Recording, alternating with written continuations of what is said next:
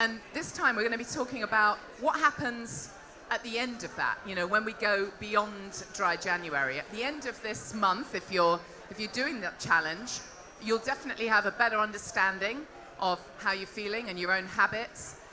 Maybe, there will have been some beneficial changes for you. So what happens next? And we've got an esteemed panel here.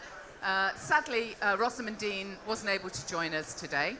But we've got Laura Willoughby, who I think you all know. I'm going to do the formal intro for Laura. Wait for this. Okay.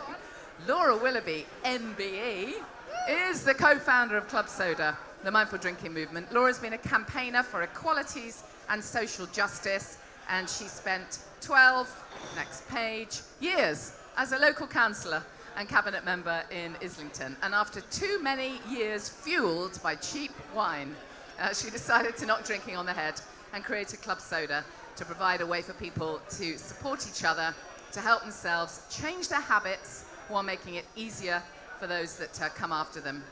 And I think we all know about the amazing work that Club Soda is doing, so I'm sure we'll be having lots of rounds of applause for Laura. But we may as well start now.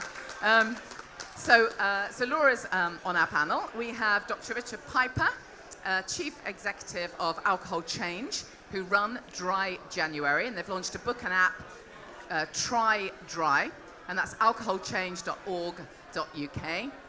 And delighted to meet for the first time Tom Usher, writer for Vice, BBC, The Guardian, Metro, and Arsblog. You don't get a better name than that, do you? Arsblog. I'm sure it's not.